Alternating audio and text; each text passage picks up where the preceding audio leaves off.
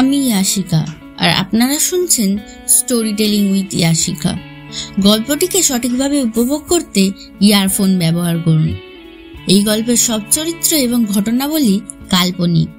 জীবিত বা মৃত কোনো ব্যক্তির সাথে মিল থেকে থাকলে তা নিতান্তই কাকতালীয়। আর হ্যাঁ, গল্পটি যদি আপনাদের ভালো লাগে তাহলে গল্পটিতে একটি লাইক কমেন্ট করে দেবেন। আর স্টোরি টেলিং উইথ ইয়াশিকাতে একটা সাবস্ক্রাইব করে বেল আইকনটি প্রেস করবেন। My girlfriend is an alien, পর্ব 14। এরপর শ্রী এসে সেই কথাটা বলল। পৃথাকে সবটা শুনে পৃথা অবাক হয়ে বলল, আপনি এটা কি করছেন ম্যাম? উত্তরে শ্রী বলল, তুমি তো আমাকে বলেছিলে ওকে আমার গার্লফ্রেন্ড মানিয়ে নিতে, আর এখন নিজেই অবাক হচ্ছ। পৃথা বলল, আরে ম্যাম, আমি বলেছিলাম ওর সাথে ডেটে যেতে, প্রপোজ করতে বলিনি। আপনি কি গার্লফ্রেন্ডদের ব্যাপারে কিছুই জানেন না? ওরা খুবই কমপ্লিকেটেড হয়। আপনি যদি নিজের টাইম, মানি আর এনার্জি খরচ করেন তবেই ওদের সাথে থাকতে পারবেন। তখন শ্রী বলল, তাহলে এখন আমার কি করা উচিত? পৃথা উত্তর দিল, আপনি এখন ওকে নিজের ভালোবাসাটা বুঝতে দিন, আপনাকে বুঝতে দিন, তারপর গিয়ে জিজ্ঞাসা করবেন তুমি কি আমার গার্লফ্রেন্ড হবে। এরপর শ্রী পৃথাকে অনন্যাকে ইমপ্রেস করার কথা জিজ্ঞাসা করলে পৃথা ওকে নানা রকম আইডিয়া দিতে শুরু করলো। সমস্ত কিছু শুনে শ্রী ওপরে চলে গেল সিঁড়ি দিয়ে, আর শ্রীয়ের এই রিয়াকশন দেখে পৃথা অবাক হয়ে গেল। এদিকে শ্রীয়ের প্রপোজাল শুনে অনন্যা খুবই বিরক্ত হয়ে ফিরে এলো রেস্টুরেন্টে এবং মিস লিলিকে সবটা বলে দিল। মিস লিলি এটা শুনে খুবই খুশি হলো, কিন্তু অনন্যা তাতে রাজি হলো না। অনন্যা শ্রীকে শুধু নিজের বন্ধু ভাবছে। ও কখনোই শ্রীয়ের গার্লফ্রেন্ড হতে পারবে না, কারণ সে অন্য গ্রহ থেকে আসা একজন এলিয়েন। এদিকে সন্ধে পেরিয়ে রাত নামলো, কিন্তু শ্রী নিজের মনকে কোনো মতেই শান্ত করতে পারল না। ও সবসময় অপেক্ষা করছিল অনন্যার ফোনে, কিন্তু অনন্যার দিক থেকে কোনো রকম ফোন আসেনি। রাতে ঘুমানোর সময়তেও শ্রীয়ের ঘুম আসছিল না এবং ওই রাতটা ওর ওভাবেই নির্ঘুম কেটে গেল। পরের দিন সকালে শ্রী অফিসে এলো, কিন্তু ওর কাজে মন বসছিল না। পৃথার বলা কথাগুলো ও মন দিয়ে শুনছিল না, বরং ও বিরক্ত হচ্ছিল। এদিকে শ্রীয়ের সায়েন্টিস্ট ল্যাবে সেই নীল পাথরটা নিয়ে পরীক্ষা নিরীক্ষা করছিল। অন্যদিকে অনন্যা বসেছিল ওর রেস্টুরেন্টে। আচমকাই ও অনুভব করলো অ্যানিয়ান থিয়েটারের উপস্থিতি।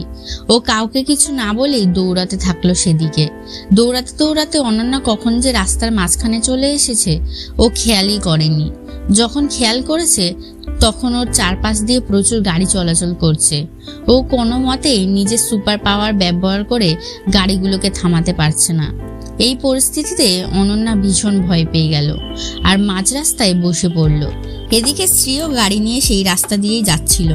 পৃথা সকাল থেকে শ্রীয়ের এই পরিবর্তন দেখে জিজ্ঞাসা করলো, আপনি অনন্যাকে নিয়ে এই কদিনে খুব চিন্তা করেছেন তাই না ম্যাম? শ্রী কিছু উত্তর দিতে পারল না, মৃদু হাসলো। ঠিক তখনই ওদের গাড়ি দেখতে পেল অনন্যাকে।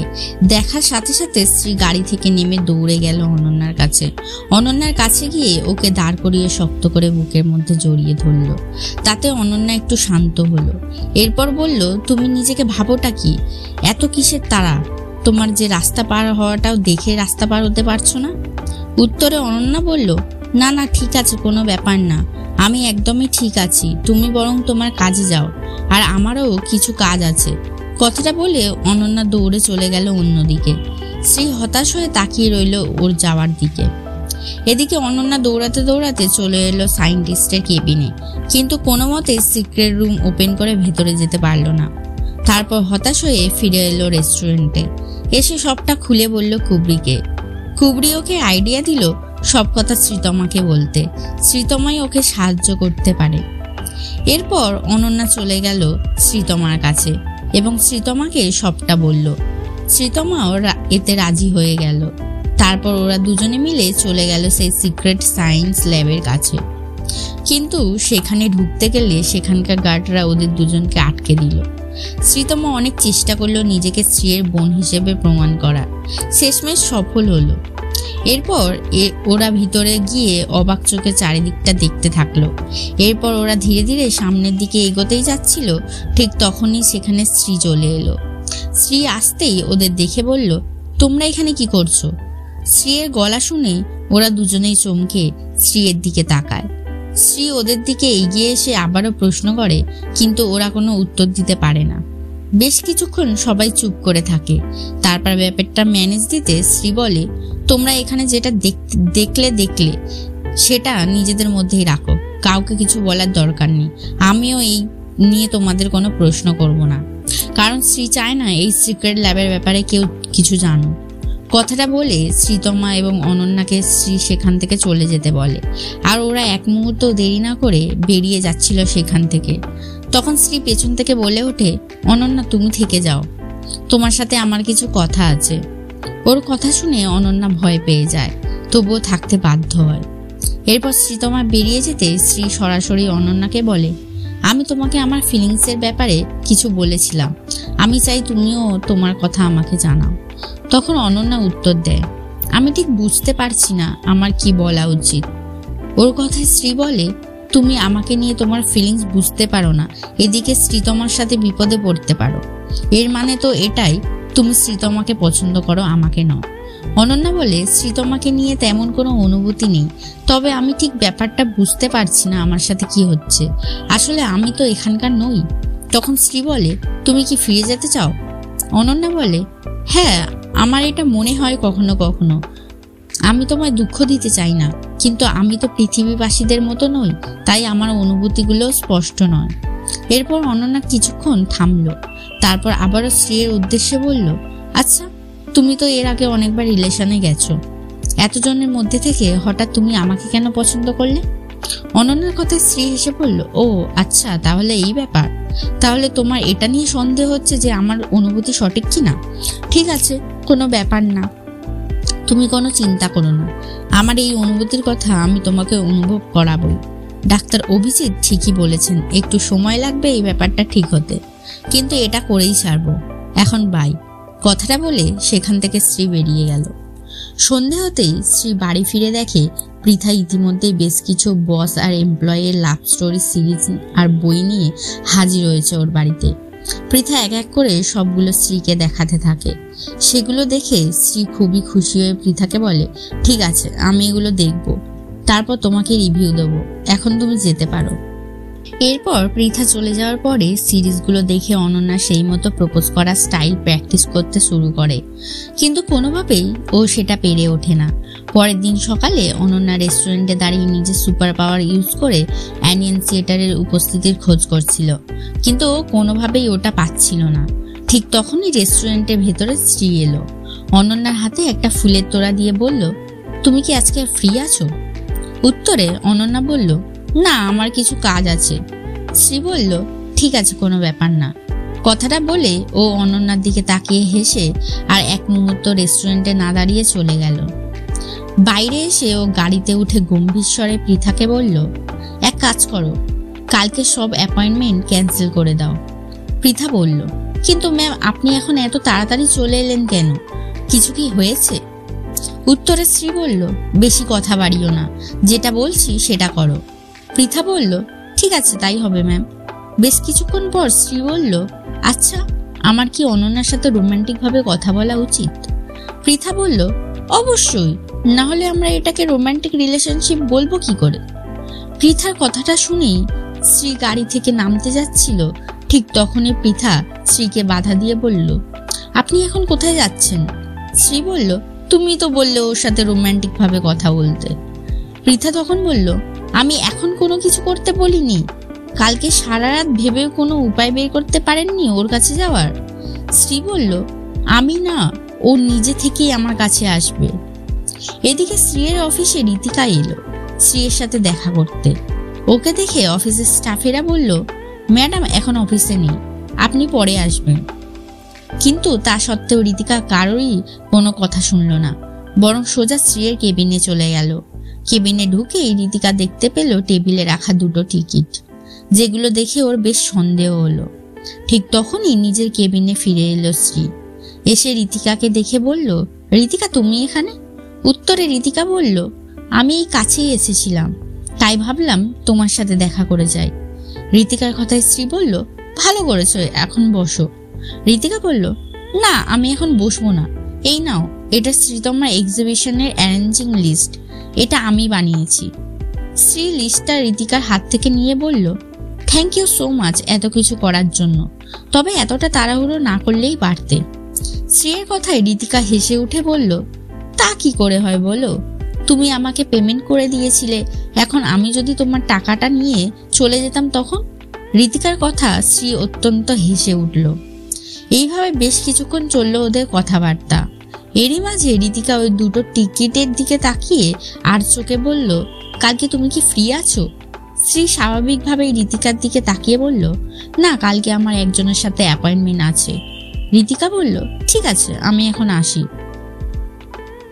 কথাবার্তা বলে ঋতিকা স্ত্রীর কেবিন থেকে বেরিয়ে গেল, কিন্তু ওর মাথায় ঘুরতে থাকলো সেই দুটো টিকিটের কথা। দুপুরে স্ত্রী আবারও পৃথাকে এসে বলল, যাও অনন্যা রেস্টুরেন্ট থেকে কিছু অর্ডার করে দাও এক্ষুনি। পৃথা তখন মুচকি এসে বলল, যেমন আপনি বলেছিলেন ম্যাম যে অনন্যা আপনার কাছে নিজে থেকে আসবে, তাই এই অর্ডারটা নিশ্চয়ই সেই কারণে। পৃথার কথায় স্ত্রী বলল, তুমি কি জানো একটা মেয়েকে নিজের দিকে অ্যাট্রাক্ট করানোর অন্যতম একটা উপায় হচ্ছে ওর সাহায্যের সময় ওর পাশে দাঁড়ানো।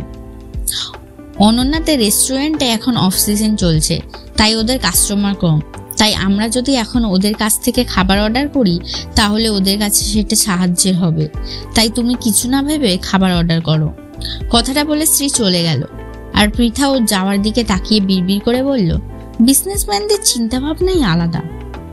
এদিকে রেস্টুরেন্টে শ্রীতমা যখন অনন্যার সাথে দেখা করতে এসেছিল তখনই অনন্যার ফোনে অর্ডারের নোটিফিকেশন ঢুকলো। অনন্যা অর্ডারটা ওপেন করে দেখলো যে ওদেরকে 1000 কাপ ক্যাপুচিনো অর্ডার করা হয়েছে। অনন্যা তো সেটা দেখে ভীষণ অবাক হয়ে গেল। তারপর মিস লিলিকে বলে এক মুহূর্ত নষ্ট না করে অর্ডার রেডি করতে শুরু করে দিল। এতগুলো অর্ডার ওর একার পক্ষে রেডি করা কঠিন, তাই ও শ্রীতমা হেল্প নিল। শ্রীতমা ওর হাতে হাতে হেল্প করতে লাগলো। দুজন মিলে একসাথে কাজ করে 30 মিনিটের মধ্যে সব রেডি করে ফেললো। তারপরে অনন্যা ফোন খুলে ডেলিভারির জায়গা চেক করতে দেখলো অর্ডারটা সিএর অফিস থেকে এসেছে। এটা দেখে ও আবারও অবাক হয়ে গেল। এদিকে শ্রীতমা এটা শোনার সাথে সাথে ভয়ে সেখান থেকে পালিয়ে গেল, আর অনন্যা অর্ডার নিয়ে চলে গেল সিএর অফিসে। সেখানে পৌঁছিয়ে সকলকে খাবারগুলো হাতে দিলেও শ্রীয়ের খাবারটা পৃথাকে দিয়ে বলল, এই নাও, এটা মিস শ্রীকে দিয়ে আসো। তখন পৃথা বলল, আসলে কাল রাতে আমার পায়ে লেগেছে, তাই হাঁটতে পারছি না, তুমি একটু যদি কফিটা ম্যামকে দিয়ে আসতে। অনন্যা আর কিছু বলতে পারল না। খাবারটা নিয়ে শ্রীয়ের কেবিনে চলে গেল। কেবিনে গিয়ে নক করতে শ্রী ওকে বলল ভিতরে আসতে। শ্রী বলার সাথে সাথে ও ভেতরে গিয়ে কফিটা টেবিলে রেখে বলল, আপনার অর্ডার ডেলিভারি করে দিয়ে গেলাম, পেমেন্টটা করে দেবেন। কথাটা বলে অনন্যা বেরিয়ে যাচ্ছিল, ঠিক তখনই শ্রী বলে উঠল, ডেলিভারি দিয়েই চলে যাচ্ছ? অনন্যা বলল, হ্যাঁ, আমি কাজের জন্য এসেছিলাম, কাজ শেষ হয়ে গেছে, এখন চলে যাচ্ছি। শ্রী বলল, তোমার কি সত্যি মনে হয় আমি তোমায় কাজের জন্য ডেকেছিলাম? শ্রীর কথায় অনন্যা বুঝতে পারল শ্রী আসলে কি বলতে চাইছে। অনন্যা শ্রীকে কিছু বলতে যাচ্ছিল, তখন শ্রী একটানে অনন্যাকে নিজের দিকে টেনে নিল। আচমকা শ্রীয়ের এমন করায় অনন্যা গিয়ে পড়ল শ্রীয়ের বুকে। বেশ কিছুক্ষণের জন্য দুজনের দৃষ্টি মিলে গেল। দুজনে একে অপরের দিকে ঘোর লাগা দৃষ্টিতে চেয়ে থাকলো। এর মধ্যে শ্রী ধীরে ধীরে এগিয়ে আসতে শুরু করলো অনন্যার দিকে। তারপরে বেশি দেরি না করেই ঠোঁট মিলিয়ে দিল অনন্যার ঠোঁটে। তারপর গভীরভাবে চুমু দিতে শুরু করলো। ধীরে ধীরে বাড়তে থাকলো শ্রীয়ের চুমুর তীব্রতা। এদিকে অনন্যাও শ্রীয়ের এমন কাছে এতটাই ঘোরের মধ্যে হারিয়ে গেল যে ও কিছু রিঅ্যাক্ট করতেই পারছিল না। ও চোখ বন্ধ করে অনুভব করছিল শ্রীয়ের স্পর্শ। এদিকে ততক্ষণে শ্রী দুহাতে খামচে ধরেছে অনন্যার কোমর, আর অনন্যাও শক্ত করে খামচে ধরেছে শ্রীয়ের গলা। চুমু দিতে দিতে এবারে অনন্যার পিঠ ঠেকে গেল দেওয়ালে, এবং শ্রী অনন্যাকে দেওয়ালের সাথে চেপে ধরে নিচে স্পর্শ জারি রাখলো। বেশ কিছুক্ষণ পর ঠোঁট ছেড়ে শ্রী নেমে এলো অনন্যার গলায়। সেখানে ধীরে ধীরে চুম্বন করতে থাকলো। ঠিক সেই মুহূর্তেই ঘোর ভাঙলো অনন্যার। অনন্যা বেশ কয়েকবার স্ত্রীকে নিজের থেকে সরাতে চাইল, কিন্তু স্ত্রীর ওই শক্তির কাছে পেরে উঠল না। স্ত্রী তো ডুবে আছে অনন্যার মধ্যে। স্থান, কাল, পাত্রের জ্ঞান হারিয়েছে স্ত্রী। এটা যে অফিস সেটা যেন স্ত্রীর খেয়ালই নেই। স্ত্রী অনন্যাকে কোলে তুলে নিয়ে ওর টেবিলে বসিয়ে দিয়ে ও হাঁটু কেড়ে বসে পড়ল এবং মুখ ডুবিয়ে দিল অন্য জগতে। অনন্যার ওখানটা ভিজে উঠল, সাথে স্ত্রীও ভিজে উঠল। স্ত্রী জিভ দিয়ে প্রত্যেকটা ভাত স্পর্শ করছিল, এমন ভাবে যেন সে আইসক্রিম খাচ্ছে। এরকম আগুন ধরানোর স্পর্শে অনন্যা উত্তেজিত হয়ে পড়ল দ্বিগুণ। অনন্যা বলতে থাকলো, I can't control, please do it. স্ত্রী দুটো আঙুল প্রবেশ করালো এবং প্লেজার দিতে থাকে। স্ত্রী আবারও খেতে শুরু করলো, ওটা মনের সুখে খেতে থাকে। অনন্যা এদিকে কেঁপে কেঁপে ওঠে। ও আর সহ্য করতে পারে না এরকম স্পর্শ। টেবিলের ওপর থাকা জিনিসপত্র পড়ে যায় অনন্যার কম্পনে। স্ত্রী স্লো মোশনে খেতে থাকে। স্ত্রীর খাওয়ার আওয়াজটা তীব্র থেকে তীব্রতর হয়। এরপর বেরিয়ে আসে সুক্রস। স্ত্রী ভিজে যায় তাতে। স্ত্রী নিজের মুখ মুছতে মুছতে উঠে এসে অনন্যাকে চুম্বন করে নেয় গভীরভাবে।